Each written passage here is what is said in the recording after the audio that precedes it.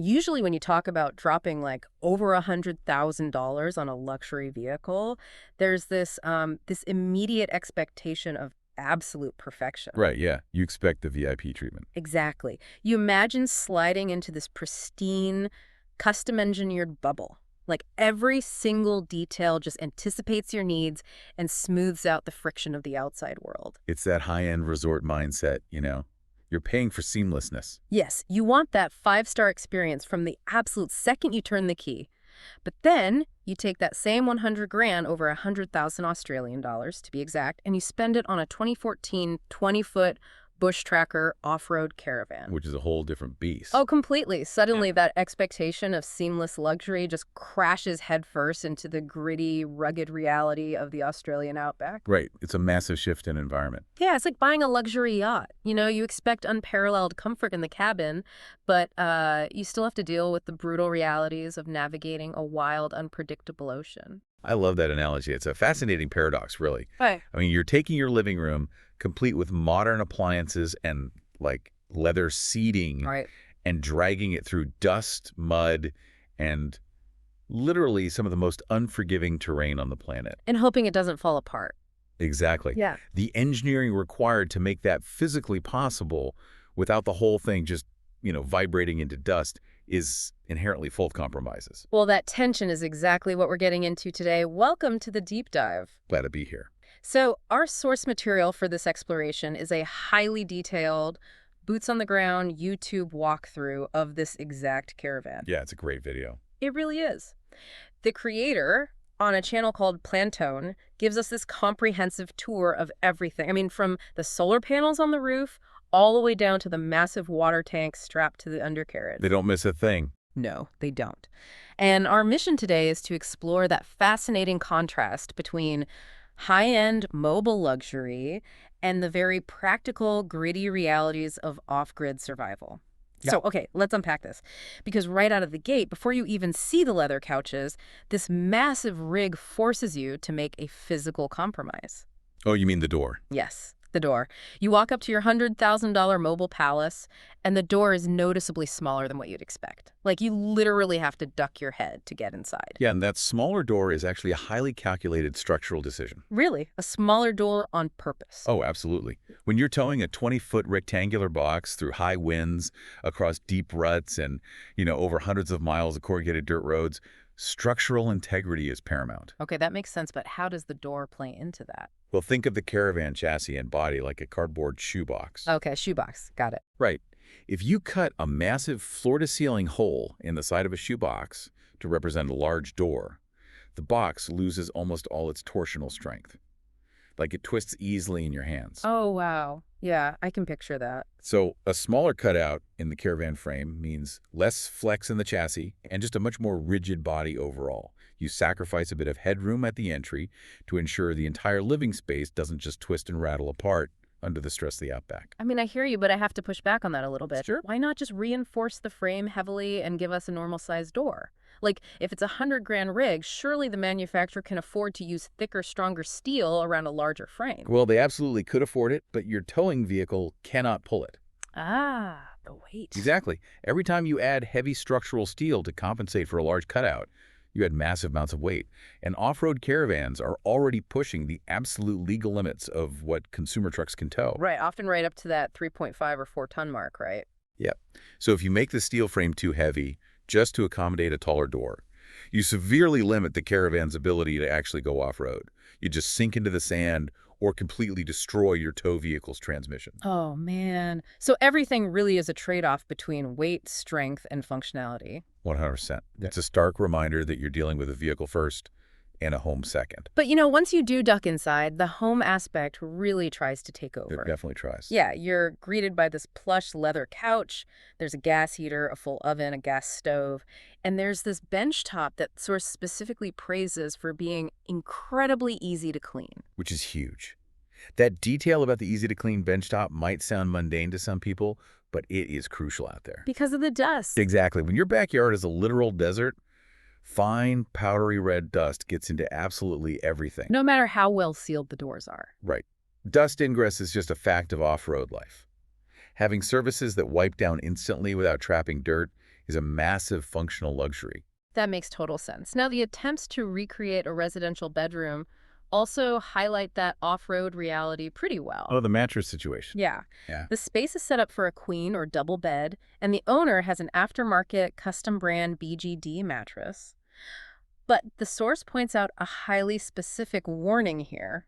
You have to measure carefully. You really do, because in this particular setup, that expensive custom mattress is actually a bit too short for the frame. Yeah, that's one of those incredibly humanizing details that reminds you no amount of money buys you out of basic physics. Right.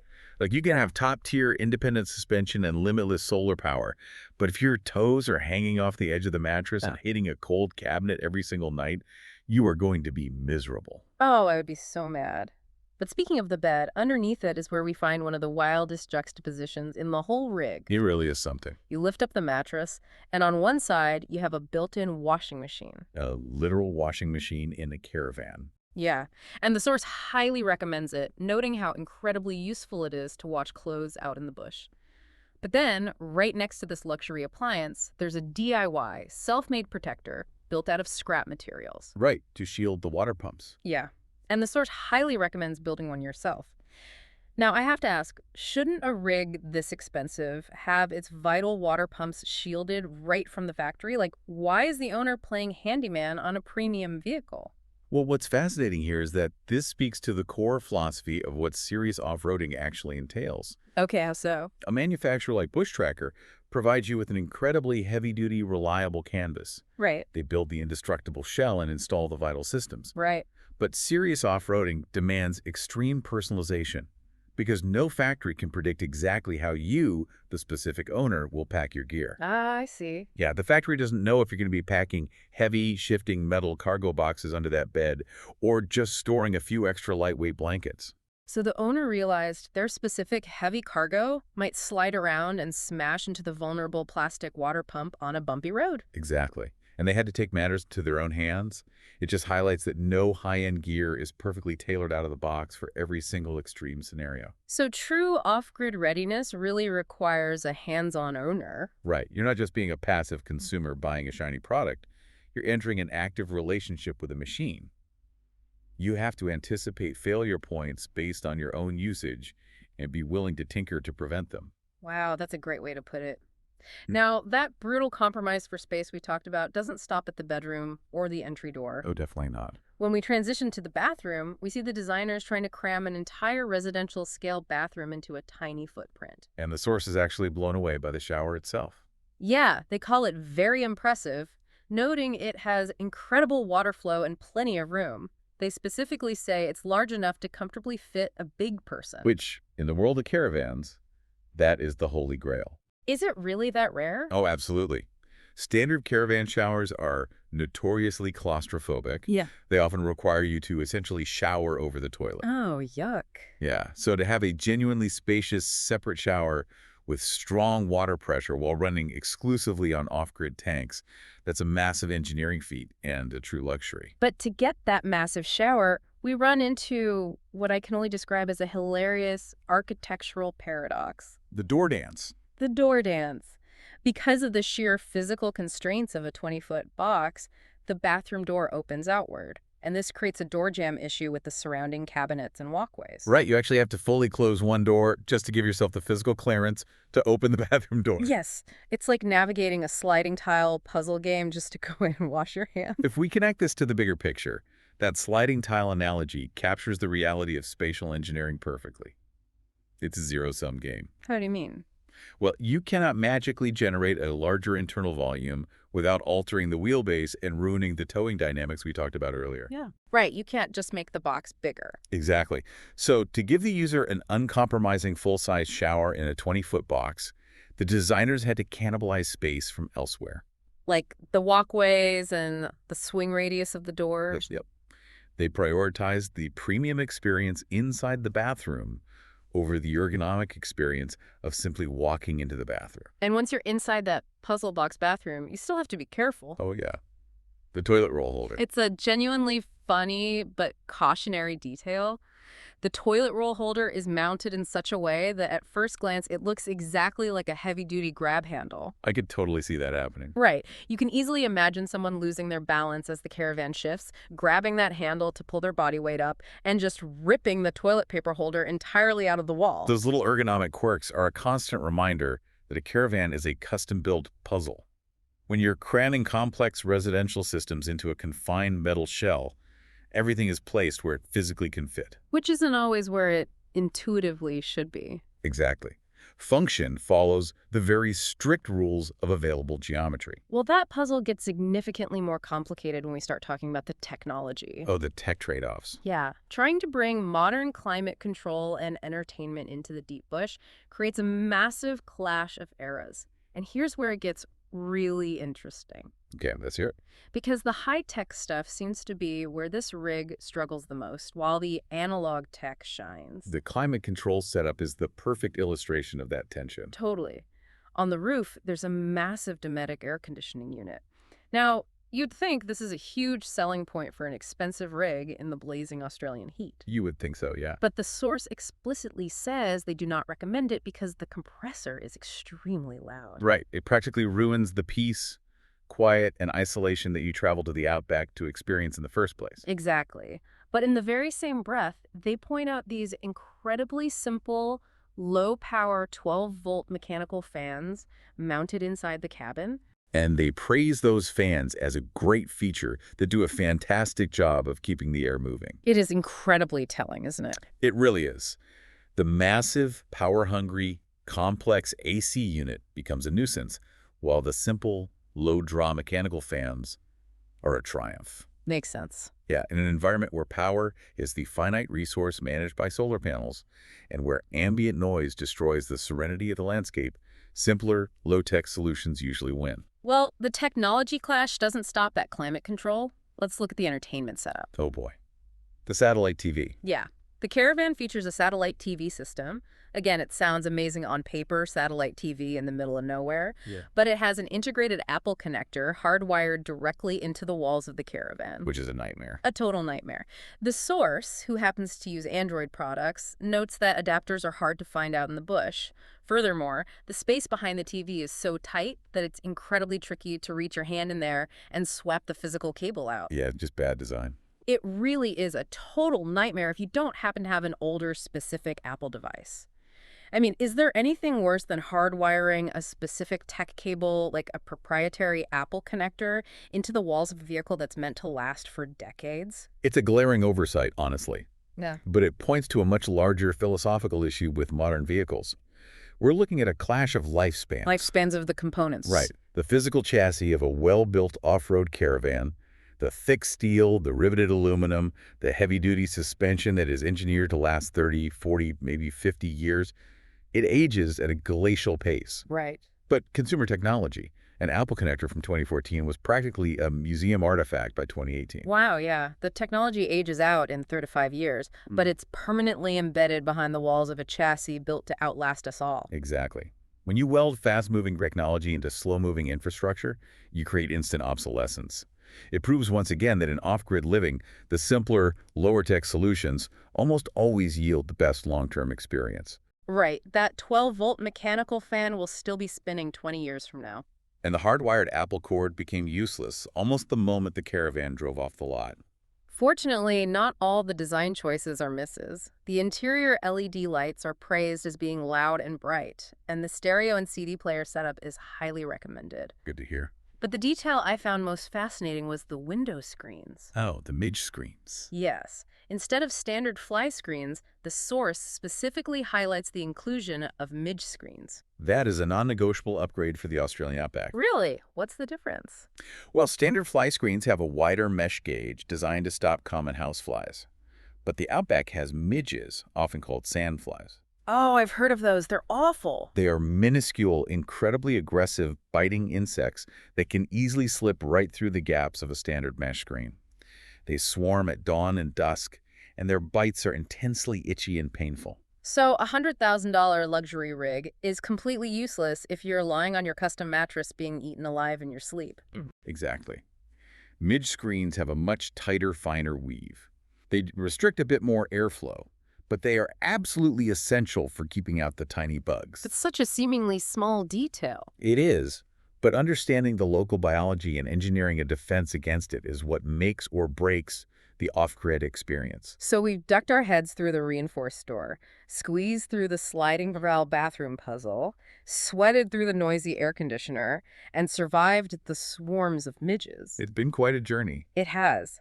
But the real reason this thing costs so much isn't the interior couch, it's the armor underneath.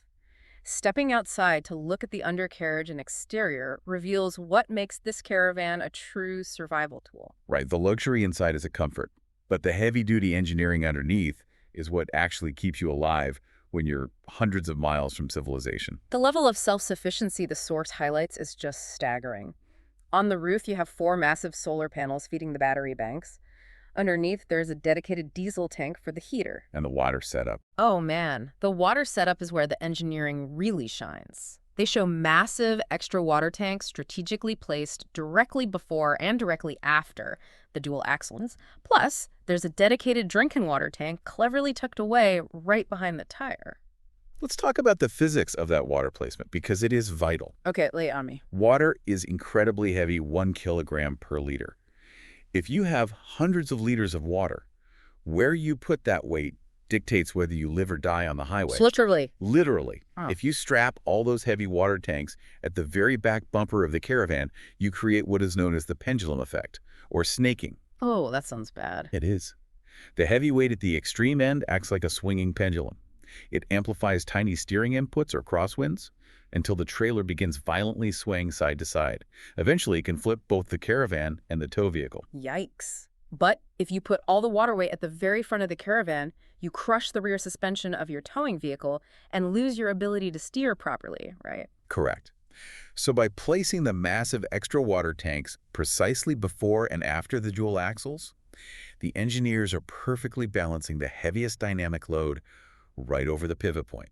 That's brilliant structural planning. It is. It ensures the caravan tracks straight and true, keeping the center of gravity low and stable even when navigating heavily rutted terrain at speed. Wow. And speaking of keeping things secure in unpredictable terrain, the source points out the gas bottles mounted on the front. The dual connections. Yes. There isn't just one connection hose. There are 2 completely separate connections for every single gas bottle. Just in case one connection shears off or fails, you have an immediate backup ready to go. Redundancy is everything out there. In aviation, they call it fault tolerance. Fault tolerance, I like that. Yeah, if you're a week's drive from the nearest hardware store, a snapped gas line shouldn't mean you can't cook your food, run your heater, or boil water to make it safe to drink. You need a backup for your backup. And the owner of this rig really understood that assignment with their personal upgrades. They really did. The source shows off a heavy-duty, bolt-on winding winch for the front hitch, completely replacing the standard flimsy jockey wheel. They note this winch easily handles 3 to 4 tons, which makes the physical setup and leveling of the caravan so much easier. And the stone chip guard. Oh, yeah. They also added a very expensive, but apparently vital, stone chip guard to protect the front storage box. That stone chip guard is mandatory for longevity. Because of the rocks. Exactly. When your tow vehicle's heavy off-road tires are spinning on gravel at 60 miles an hour, they act like pitching machines. They're constantly hurling jagged rocks backward at the front of the caravan. Oh, man. A shattered fiberglass front storage box can expose your sensitive electrical systems or batteries to driving rain and dust, and that's ending your trip immediately. But even with all this intense armor, the massive winch, and the clever engineering, the source gives us a very harsh dose of reality. Yeah, the broken bolt. Right. While showing off the heavy-duty wheels, they casually mention that they recently had to replace a faulty bolt on the wheel bearings. It just broke. They didn't hit a massive boulder, the bolt just gave up. That is the undeniable truth of taking heavy machinery off-road. It's a war of attrition. A war of attrition. Yeah. Hundreds of miles of corrugations. Those relentless, washboard-like ridges on dirt roads create a bone-rattling vibration that literally unscrews bolts, shears metal, and fatigues components over time. Things will break no matter how much you pay for them. So what does this all mean? I want to turn this over to you listening right now. It's a good question to ask. Yeah. If you were heading out into the deep outback, 100 miles from the nearest mechanic, how much redundancy do you actually need before you feel safe going off the grid? Is 2 gas connections enough? Do you need to pack spare bolts for every single wheel bearing? This raises a really important question about how we define the word luxury in extreme environments. Oh, so. Well, in a city hotel, luxury is the absence of friction. The Right. sheets are crisp, the room service is flawless, and you don't have to lift a finger. Right, that seamless experience we talked about at the start. Exactly. But in the bush, the true value of a $100,000 price tag isn't the promise of flawless perfection. As we saw with the wheel bearing, parts will still break. Right. True luxury in the bush is having capacity and fail-safes. It's having the specialized tools, the massive water reserves, and the raw structural integrity to survive the breakage, pull over, and fix it yourself. It's the ability to handle the chaos rather than pretending the chaos doesn't exist. Beautifully said. Thanks. I mean, the washing machine under the bed is a nice touch, but the heavy-duty winding winch that can lift 4 tons, the perfectly balanced water tanks avoiding the pendulum effect, and the stone chip guard that is what you are really paying for. And, you still get to have fun with it. The Source shows off dedicated holders for their fishing rods, and a great setup for a car topper dinghy. A small aluminum boat you just strap upside down to the roof of the tow vehicle. That is so cool. It perfectly encapsulates the dream, really. Hauling this massive, self-sufficient base camp down a treacherous dirt track, parking by a remote river completely off the grid, and just taking the boat out to fish. It's the ultimate freedom, but it's earned through rigorous, unglamorous preparation. So let's pull all of this together. We started by looking at a massive financial investment, over $100,000 for a 2014 off-road caravan. A lot of money. A ton of money.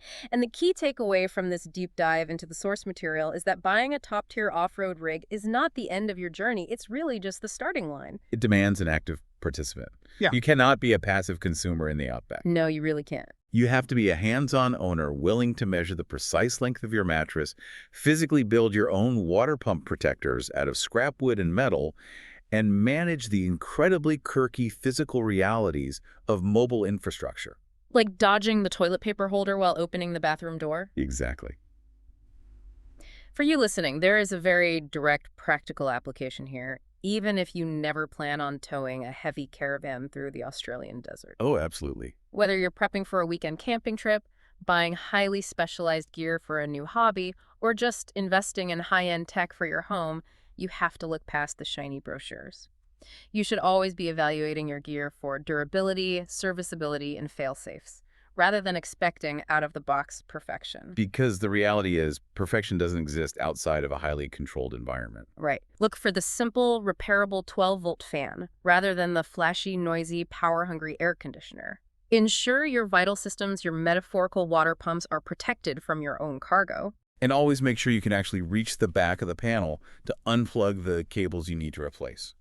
Beware the hardwired proprietary connectors. Yes, beware. Well, I want to leave you with one final thing to ponder. Building on everything we've discussed today about technology and longevity, we just looked at a 2014 rig, which, by today's standards, is relatively analog and mechanical. Yeah, quite analog. And we saw exactly how much hands-on tweaking, DIY protection, and manual problem solving it requires just to keep it running smoothly. So what happens as these luxury off-road rigs become fully digitized and smart? Oh, that's a scary thought. Will the off-grid caravans of the near future, packed with delicate touchscreens, interconnected sensors, and automated leveling systems, be able to dynamically repair themselves? Or will adding all that complex technology just create an unfixable, permanently bricked nightmare when a single electronic sensor fails and you're 1,000 miles away from the nearest authorized computer diagnostic tool? It's a real risk. If you buy a luxury yacht, you want it to be as smart as possible. But when you drag your living room into the dirt, the dust, and the corrugations, maybe the absolute smartest thing you can have is a manual wrench and a spare bolt. Until next time, keep digging deeper.